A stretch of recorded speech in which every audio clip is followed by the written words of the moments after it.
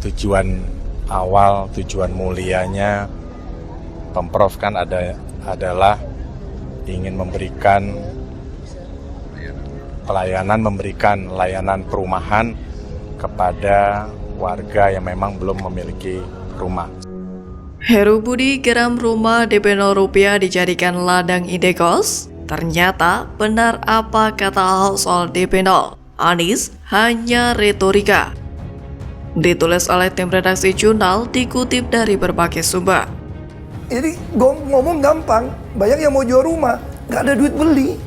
Pilihannya sederhana, gubernur yang putus asa melihat kenyataan itu atau gubernur yang mau mencari solusi melihat kenyataan itu. Baik, jadi, kita dengarkan. Pak Ahok, saya jelasin dikit nih. Artinya bisa diselesaikan karena itu ada perbankan.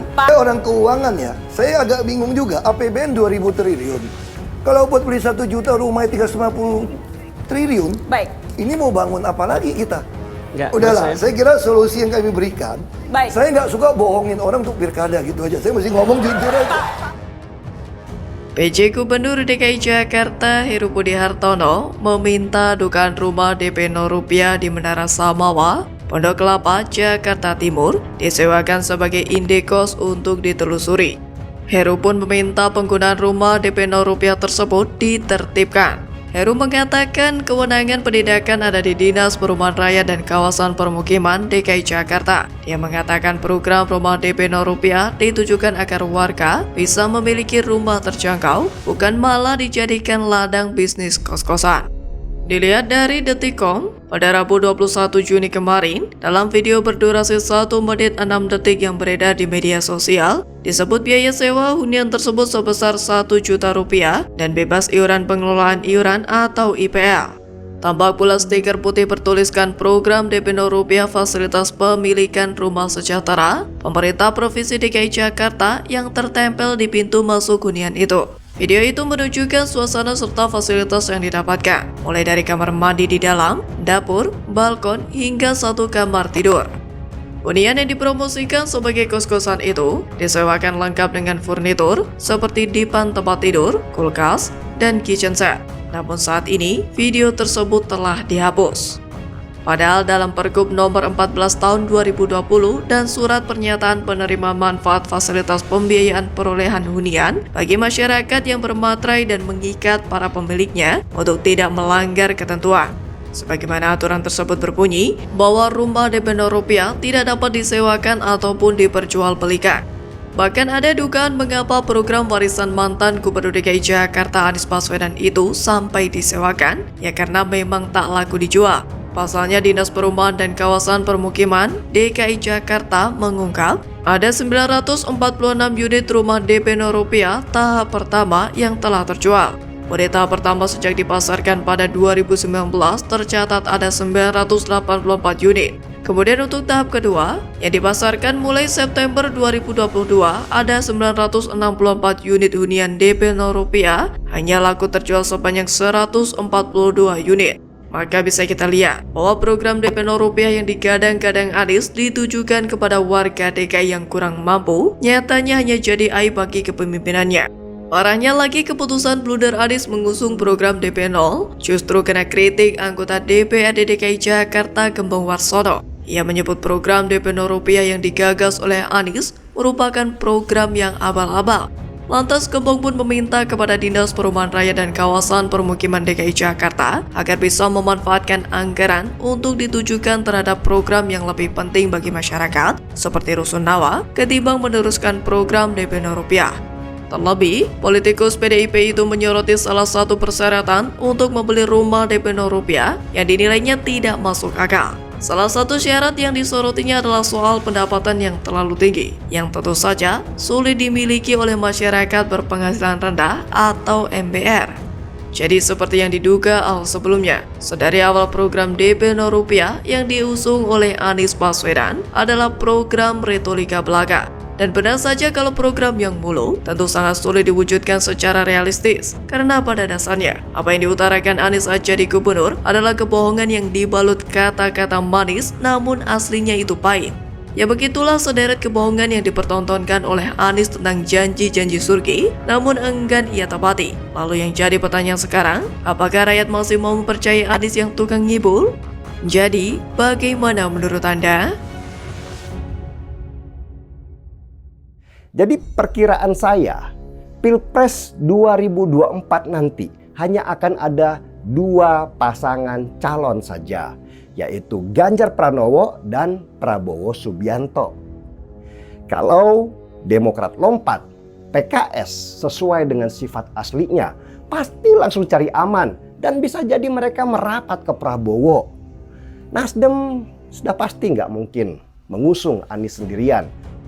Kita tahu bahwa koalisi perubahan yang mengusung Anies Baswedan Capres 2024 itu sedari awal sudah layu sebelum berkembang. Dan kini pun Benika Harman selaku kader Demokrat meragukan Anies ini jadi berlayar atau tidak. Lantas apakah dukungan Partai Demokrat ini akan berbalik arah meninggalkan koalisi perubahan dan Anies akan gagal nyapres? Tahu juga apakah Mas Anies ini jadi berlayar atau tidak, kan begitu. Kenapa ada keraguan itu? Itu kan pertanyaan kita juga. Kalau assuming misalnya beliau gagal berlayar, kan kita harus membuat pilihan.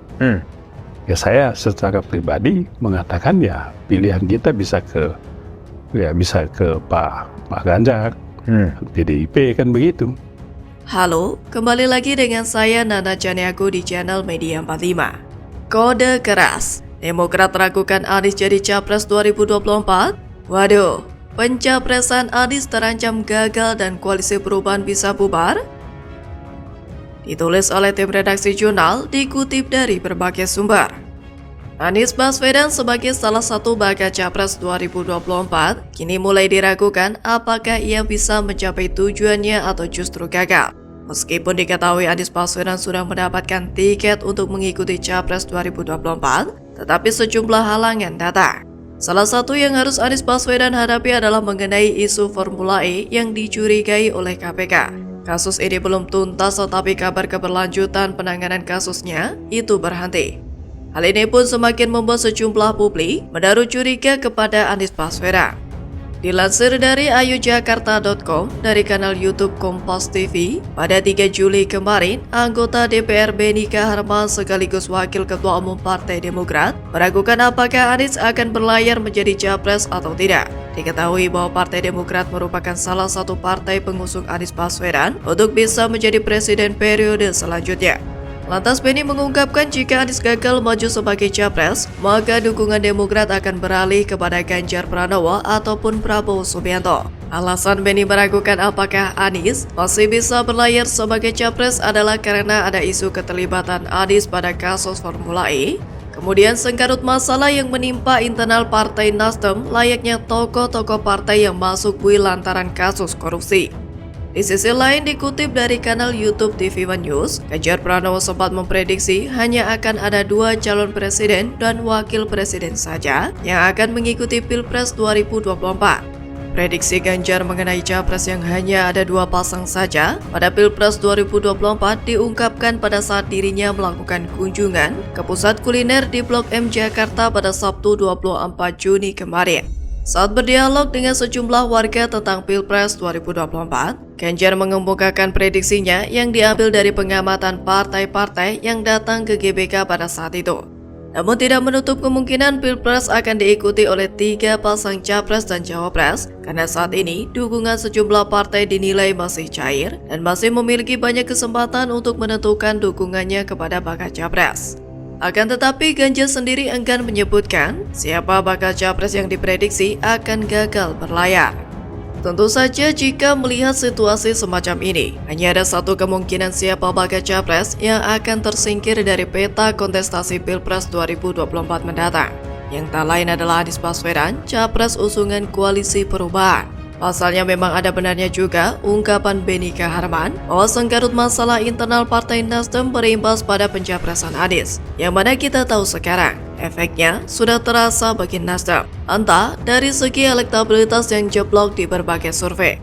Bahkan sebelumnya pun Direktur Eksekutif para sindikat, Ari Nur Cahyo, mengungkapkan bahwa Koalisi Perubahan untuk Persatuan masih memiliki kegamangan meski sudah mengusung calon Presiden Anies Baswedan untuk Pilpres 2024. Kegamangan yang dimaksud terjadi pada dua partai politik KPP, yaitu Partai Nasdem dan Demokrat. Ari kemudian menjelaskan mengapa Nasdem masih terlihat gamang meski sudah mendeklarasikan Anies dan membentuk KPP. Pertama, Nasdem dianggap mewarisi karakter politik dari Partai Golkar yang lama dikenal publik sebagai partai pemenang pemilu dan sebagai partai penguasa. Namun justru sebaliknya, jika Nasdem kalah, pastinya akan menjadi partai oposisi pemerintah. Yang kedua, masih ada daya tarik menarik dari status hukum Menkominfo Johnny G. Plate yang merupakan sekjen Partai Nasdem. Yang saat ini Johnny telah menjadi tersangka kasus korupsi BTS 4G Bakti Kominfo tahun 2020-2022. Sementara itu, Demokrat dianggap masih gamang karena munculnya isu Ketua Umum Agus Harimurti Yudhoyono ditawari posisi menteri di Kabinet Joko Widodo. Apalagi Jokowi masih membuka kemungkinan terjadinya perombakan kabinet atau reshuffle yang bisa saja memasukkan nama AHY di dalamnya. Lantas pada akhirnya, pencapresan Anies oleh Partai Nasdem ini banyak batu sandungannya. Yang sejak awal memang tidak ada kepastian kalau sang bapak politik identitas itu akan benar-benar nyapres atau tidak. Kegamangan langkah Koalisi Perubahan dalam mengusung Anies pun juga kian mencuat karena alotnya penentuan cawapres Anies. Ya, dengan begini kan semakin jelas bahwa kemungkinan besar Koalisi Perubahan akan bubar di tengah jalan itu akan jadi kenyataan. Dan otomatis Anies akan gagal nyapres. Jadi, bagaimana menurut Anda?